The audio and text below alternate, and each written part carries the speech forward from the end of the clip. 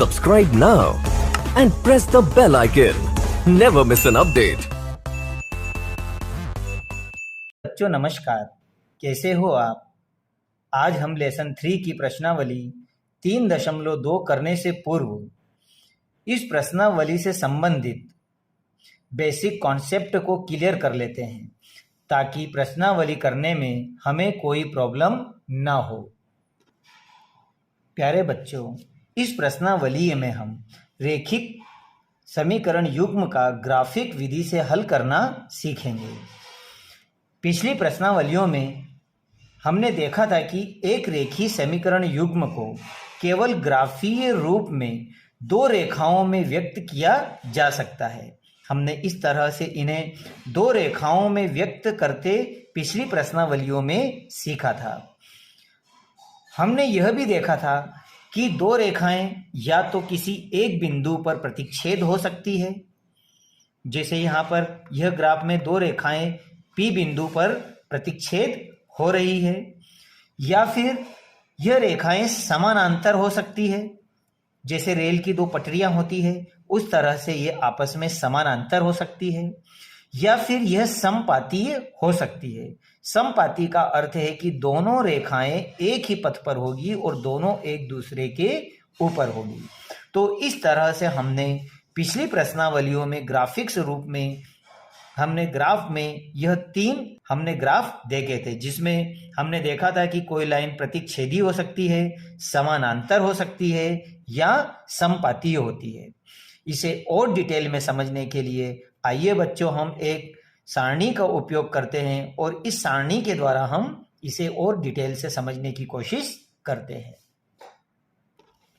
आइए बच्चों, अब हम इस चार्ट के द्वारा या सारणी के द्वारा हम समझने की कोशिश करते हैं कि जब मेरे पास में 2 चर वाले रेखीय समीकरण युग्म दिए हुए होते हैं तो उन्हें मैं किस तरह से a1/a2, b1/b2 और c1/c2 के रूप में हम इनके गुणांकों अर्थात कोफिशिएंटों को लिख सकते हैं और उनकी अनुपातों में किस तरह से तुलना कर सकते हैं, तथा बीजगणितीय निरूपण में हम इसे किस तरह से लिखते हैं और इसका ग्राफ निरूपण कैसा होता है। और जब इसका ग्राफ निरूपण बनता है तो यह ग्राफ संगत होता है या असंगत होता है, हम सभी इस सारणी के माध्यम से सीखने की कोशिश करेंगे। यह सारणी बोर्ड एग्जाम के लिए या बोर्ड के लिए आपके लिए बहुत ही महत्वपूर्ण होने वाली है।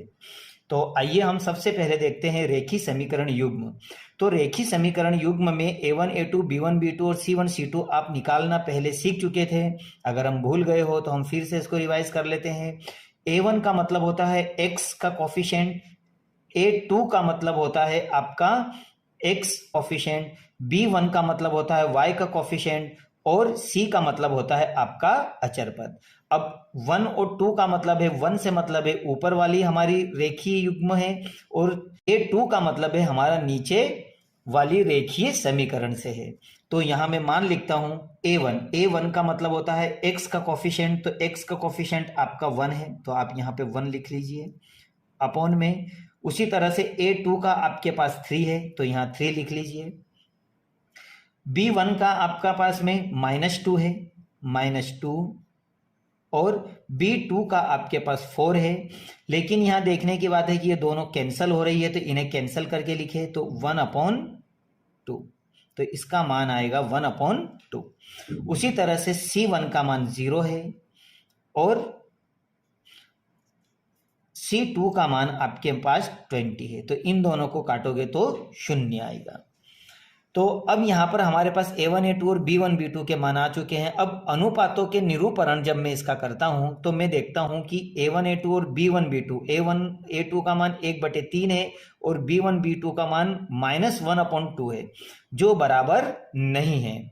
तो मैं इसको अनुपातों की जब तुलना करता हूं तो मैं क्या लिखूंगा यहाँ पर कि a1 a2 नॉट इक्वल है b1/b2। तो जब a1 a2 और b1 b2 किसी रेखीय समीकरण युग्म का मान आता है तो उस स्थिति को मैं लिखता हूं कि यह केवल एक हल है या यह एक समीकरण का अद्वितीय हल है। तो मैं यह लिखता हूं केवल एक हल या अद्वितीय हल। तो अच्छी तरह से याद रखना कि जब हमारी समीकरण का मान a1 a2 नॉट इक्वल होता है b1 b2, तो हमारी समीकरण का केवल एक हल होता है या एक अद्वितीय हल होता है। और जब इस तरह से हमारी कोई इक्वेशन बनती है तो हमारा जो ग्राफ निरूपण है, ग्राफ निरूपण में दोनों ही इक्वेशनों की जो लाइन है कहीं ना कहीं P बिंदु पर यह एक दूसरे को प्रतिच्छेद करती है। अर्थात यहाँ पर जो ग्राफ होता है वो प्रतिच्छेदी बिंदु वाला होता है, अर्थात यह इस रूप का होता है जिसमें ग्राफ में कहीं ना कहीं बिंदु पर ये दोनों लाइनें प्रतिच्छेद होती है।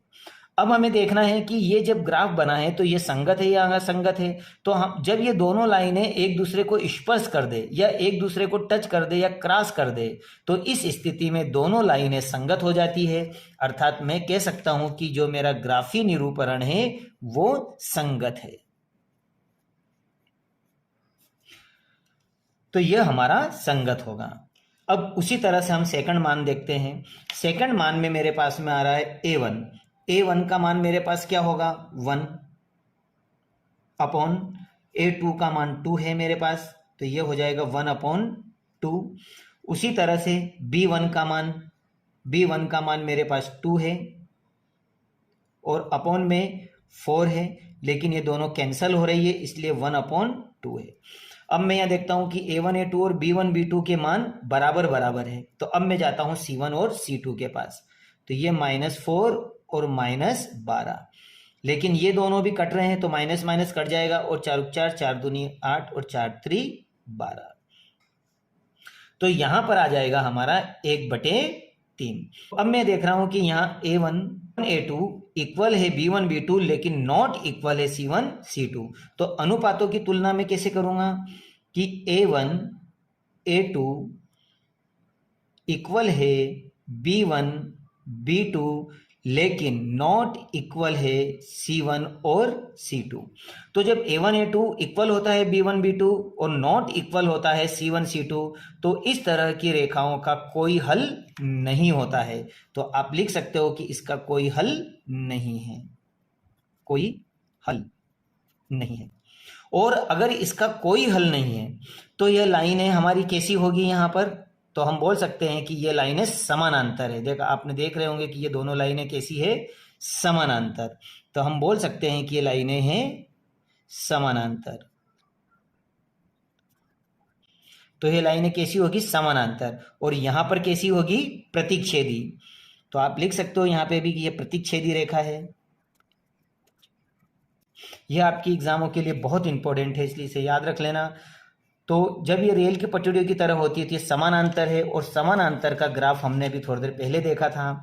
तो इस तरह से हम देखते हैं कि ग्राफ में ये दो लाइनें समानांतर हो सकती है, होती है।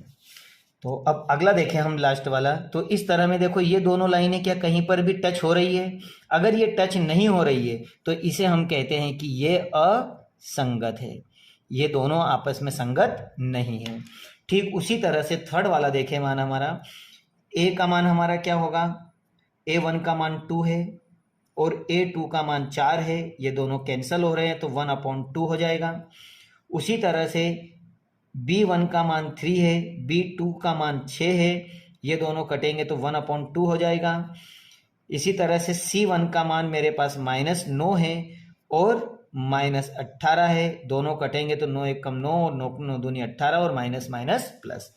अब मैं यहाँ देखता हूँ कि a1 a2 b1 b2 और c1 c2 तीनों ही बराबर है।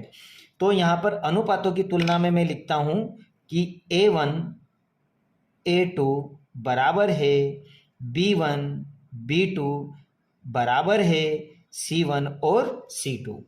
जब ये आपस में बराबर है तो इसमें लाइनें एक ही पथ पर होती है, अर्थात समपाती होती है, और इस तरह के हल को कहा जाता है अपरिमित रूप से अनेक हल। तो आप लिखोगे यहां पर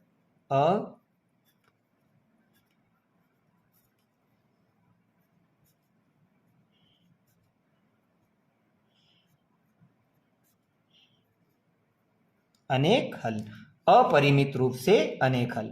और इस तरह की जो लाइनें होती है वो समपाती होती है, अर्थात एक ही पथ पर चलती है। तो आप लिख सकते हो कि यहाँ रेखाएं समपाती रेखाएं हैं। तो यह समपाती रेखाएं होगी। और समपाती रेखाएं मतलब एक दूसरे के पथ पर है, इसलिए संगत है या असंगत है? तो ये दोनों ही एक दूसरे को टच कर रही है, अर्थात ये संगत है। तो यह चार्ट आपके लिए बहुत ही इंपॉर्टेंट है। अगली प्रश्नावली में इसी चार्ट की हमें आवश्यकता होगी। इस चार्ट का मैं तो कहता हूं कि आप ये चार्ट अच्छी तरह बना ले और जिस रूम में आप पढ़ाई करते हो वहां पर इसे लगा ले और इसे अच्छी तरह याद करने के बाद ही अगली प्रश्नावली को प्रारंभ करें, क्योंकि अगली प्रश्नावली इसी चार्ट पर आधारित है। दूसरी बात, इस चार्ट के आधार पर ही एक 2 नंबर्स या 1 नंबर्स का बोर्ड में एक क्वेश्चन बनता है, तो आप इसे अच्छी तरह से कर ले और सीख ले। अब हम अगली प्रश्नावली में मिलेंगे। Subscribe now and press the bell icon. Never miss an update.